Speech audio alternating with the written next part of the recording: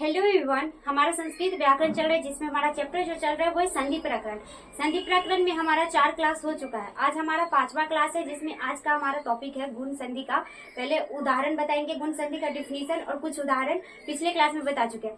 अगर आप नहीं देखे तो पहले वो क्लास देख लीजिए, उसके बाद आज का क्लास देखिएगा तो उदाहरण अच्छे से समझ में आएगा। लेकिन एक बार फिर से हम गुण संधि का रिकैप कर देते हैं कि गुण संधि कहते किसको। यदि गुण संधि का पहले सुन लीजिए, सूत्र इसका क्या होता है, आद गुना। क्या होता है, आद गुना। जैसे था आद गुना, तो इसमें कहने का मतलब है कि यदि अवर्ण कहने का मतलब अ और आ, यानी कि अ या आ, अवर्ण कहने का मतलब अ या आ आए, उसके बाद यदि ई या ई आए तो दोनों मिलाकर क्या हो जाता है, ए हो जाता है। अगर अवर्ण के बाद यानी कि अ या आ के बाद उ या उ आए तो ओ हो जाता है। और यदि अ या आ मतलब कि अवर्ण के बाद यानी कि अ या आ के बाद यदि री आए तो अ हो जाता है, तो इसे हम बोलते हैं गुण संधि। गुण संधि का कुछ उदाहरण था तो उसको हम कल बता चुके थे। आज उसका कुछ और उदाहरण बता देते जो हमारे एग्जाम में आएगा। तो आइए देखते गुण संधि कहते किसको है, मतलब उसका उदाहरण क्या है। तो गुण संधि का उदाहरण जैसे कि देव जोड़ इति, अ के बाद ई आ रहा है तो क्या हो जाएगा, ए यानी कि देवेति। उसी से तब जोड़ इव, तवेव, यानी कि अ के बाद ई आ रहा है तो क्या हो जाएगा, ए तवेव। मास जो ऋतु, अ के बाद री आ रहा है तो क्या हो जाएगा, अर, यानी कि मासर। तो यहाँ पे आधा जो र है ये इस तरह से र लिखा जाता है, तो ये हो गया मासर। उसी तरह से चंद्र जोड़ उदया तो क्या हो जाएगा, चंद्रोदया, यानी कि अ और उ मिलकर क्या हो गया, ओ।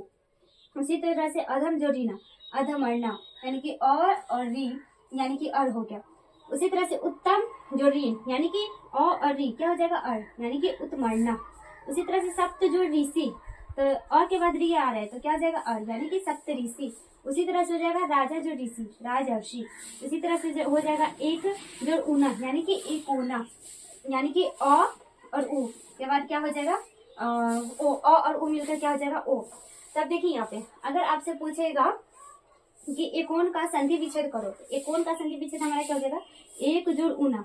हम पिछले क्लास में बता चुके थे कि संधि विच्छेद कैसे करते हैं और संधि कैसे करते हैं। फिर आज बता रहे हैं एकोन का अगर संधि विच्छेद करेंगे तो एक जोड़ ऊना हो जाएगा। अगर इसी को बोलेंगे एक जोड़ ऊना का संधि क्या होगा, तो एकोन।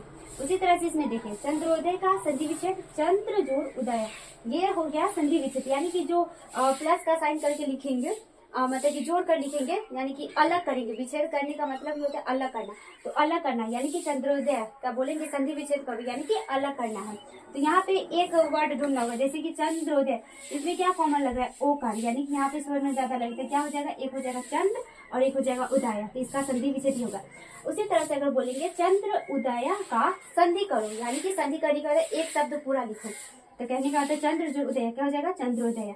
तो ये हमारा कुछ गुण संधि का उदाहरण है। इस गुण संधि का डिफिनेशन पिछले क्लास में बता दिए थे, उसका सूत्र क्या होगा वो भी बता दिए थे। ये हमारा गुण संधि, इसका उदाहरण लिखिए। इसके बाद आगे का जो हमारा स्वर संधि का जो प्रकार है उसके बारे में बताएंगे, तब तक आप इतना लिखिए। तो अब आइए अगला संधि का स्वर संधि का प्रकार पढ़ने से पहले गुण संधि का हम कुछ उदाहरण दिए जो आपका होमवर्क है, आप इसे होमवर्क पूरा कीजिएगा। जो पता है उसी आधार पर है, आपको बन जाएगा क्वेश्चन। अगर नहीं बनेगा तो जितना कल दिए थे होमवर्क आज जो दे रहे इस सारा का सोल्यूशन आज हम शाम तक टेलीग्राम पर डाल देंगे, आप वहां से जरूर देख लीजिएगा शाम तक पक्का। तो देखिए कुछ गुण संधि का उदाहरण है जो आपको होमवर्क में बनाना है। उदाहरण क्या है, एक को संधि करें और एक को संधि विच्छेद करें, यानी कि एक को जोड़कर शब्द बनाना है पूरा, और एक शब्द दिया उसको विच्छेद यानी कि अलग करना है। तो ये हमारा कुछ गुण संधि का उदाहरण है, आप इसको बनाइएगा। अगर इसका आंसर हम टेलीग्राम पर दे देंगे, जो गलत होगा आप वहां से मिला लीजिएगा, सही क्या हो जाएगा। और जो नहीं समझ में आएगा तो आप कमेंट कर दीजिएगा इसका कैसे हुआ, हम उसका आंसर दे देंगे, रिप्लाई बता देंगे क्लास में कि किस तरह से बना है। तो ये आपका कुछ उदाहरण दिया गया है, तो आप इसे पहले मतलब कि नोट कर लीजिए होमवर्क में। उसके बाद हम स्वर संधि का अगला प्रकार पढ़ाएंगे, तो नोट कीजिए। अब आइए आगे स्वर संधि का अगला प्रकार यन संधि पढ़ते हैं। तो यन संधि बनता कैसे है और कहते किसको है, किस तरह से बनता है, इसके बारे में समझते हैं। तो यन संधि का जो सूत्र होता है वो होता है इको यंची। इको यंची, इससे पहले हम दो जो संधि पढ़ाए थे, दीर्घ संधि और उसके बाद था गुण संधि, तो उसके बारे में पढ़ाए थे। तो दीर्घ संधि का हमारा सूत्र क्या था, अका सवर्णी दीर्घ, क्या था, अका सवर्णी दीर्घ। उसी तरह से गुण संधि का था आद गुना। तो हमारा एग्जाम में इस तरह से भी क्वेश्चन आएगा कि दीर्घ संधि का सूत्र क्या होगा, तो आपका सूत्र क्या बोलिएगा, अका सवर्णी दीर्घ, इस तरह से ऑप्शन दिया रहेगा, या अका सवर्णी दीर्घ किसका सूत्र है, तो दीर्घ संधि का। उसी तरह से था गुण संधि का सूत्र आद गुना, आधगुना, यानी कि गुण संधि का सूत्र क्या हो जाएगा, आधगुना। अगर पूछा जाएगा कि आधगुना किसका सूत्र है, तो गुण संधि का किसका हो जाएगा, गुण संधि का। तो गुण संधि का आधगुना मतलब कि सूत्र हुआ। तो ये उसी तरह से देखिए यन संधि, यन संधि का सूत्र होगा इको यंची, इको यंची। अब इसको ध्यान से सुनिएगा, यदि ई उ री और री, यदि ई उ री और री के बाद अपने से भिन्न कोई स्वर हो तो, अपने से भिन्न कोई स्वर हो तो समझिए यहाँ पे ई उ री और री चार स्वर है, इसको याद कर लीजिए।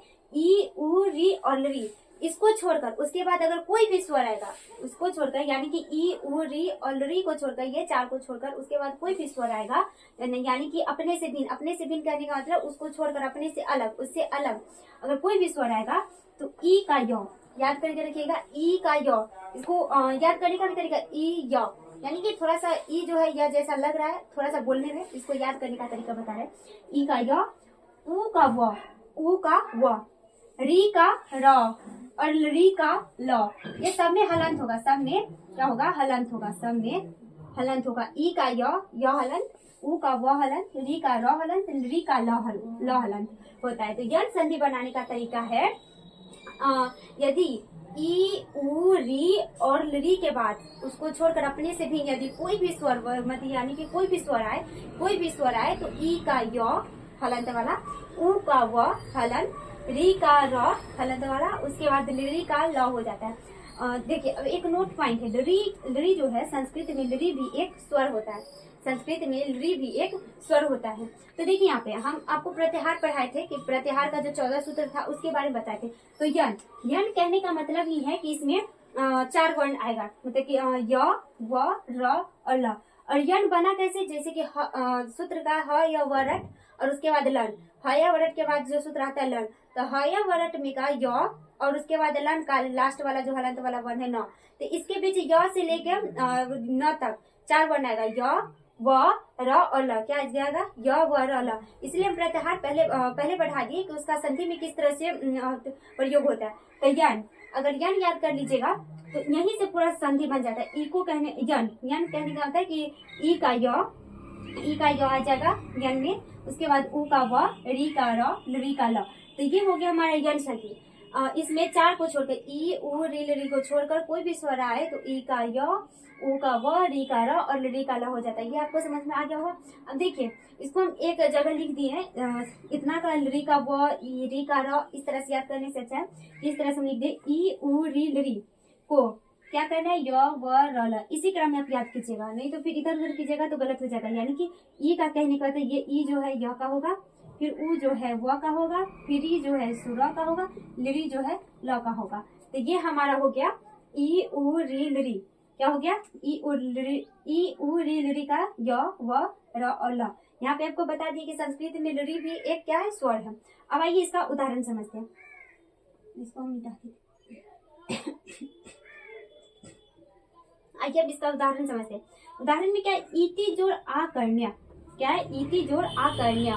इसका बनेगा कैसे, इति क्या है, ई, उसके बाद कोई भी स्वर, ई को छोड़कर उसके बाद कोई भी स्वर आए, भिन्न स्वर, तो ई के बाद आ रहा है तो ई का क्या हो जाता है, पहले य, उसको क्या बनाएंगे, य, पहले क्या बनाएंगे, ई का य बनाएंगे। उसके बाद क्या है, आकार है, क्या है, आकार, तो आकार लगा देंगे यानी कि या।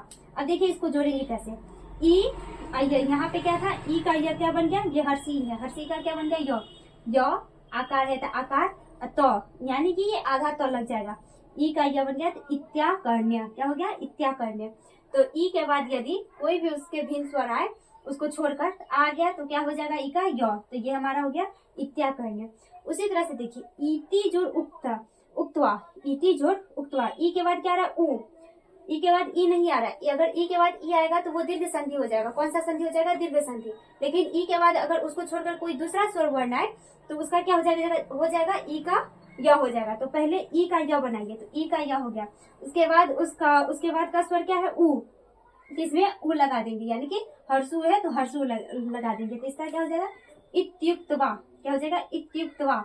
इसका क्या बन गया हमारा संधि, इति जो उक्तवा का इत्युक्तवा, क्या हो गया, इत्युक्तवा, ये हो गया।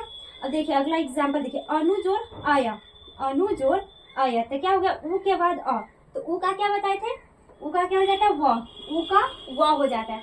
तो पहले ऊ का व बनाई, ऊ के बाद अ आ रहा है तो क्या हो जाएगा व, उसके बाद अकार है तो अकार तो सीधे लगता है इसमें वो, यानी कि अकार आ गया तो अकार हो गया। तो अनु जोड़ आया यानी कि अनवया, क्या हो जाएगा अनवया। उसके बाद देखिए धात्री जोड़ अंश, री के बाद क्या आ रहा है अ, तो री का अ का है तो उसका क्या बन जाएगा री का र हो जाएगा, क्या हो जाएगा र। तो ये हमारा र हो गया, हलंत वाला र था, पूरा र हो जाएगा। अ है तो अ लगा दिए तो पूरा र हो गया, यानी कि धात्री जोड़ अंश का क्या हो जाएगा धात्रंश, क्या हो जाएगा धात्रंश। अब देखिए जैसे कि धात्री जोड़ अंश धात्री अंश यानी कि धात्रंश, री जोड़ अ तो क्या हो गया यहाँ धात्री। अब एक आपका री वाला रह गया, तो री का बनाइए री जोड़ आकृति, री जोड़ आकृति।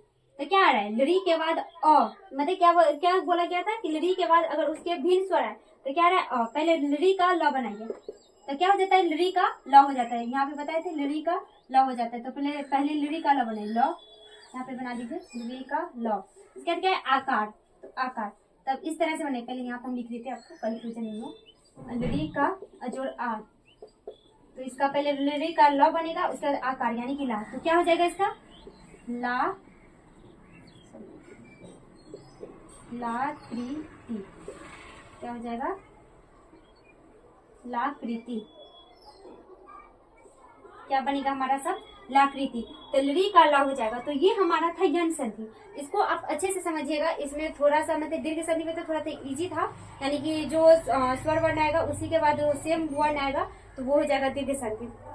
उसके बाद गुण संधि में भी इजी था, यानी कि अ वर्ण के बाद ई आए तो ए हो जाता है, उ या उ आए तो ओ हो जाता है, यदि री आए तो अर हो जाता है। तो ये था गुण संधि का।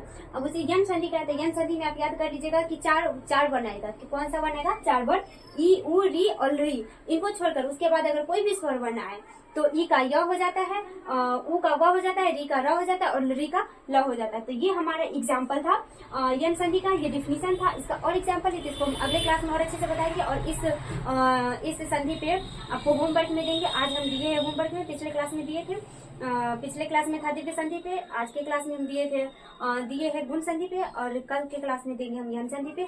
तब तक आप इतना लिखिए, अगर कुछ भी समझ में नहीं आएगा तो कमेंट में कर दीजिएगा, हम उसका रिप्लाई कर देंगे। तब तक के लिए ओके बाय, थैंक यू।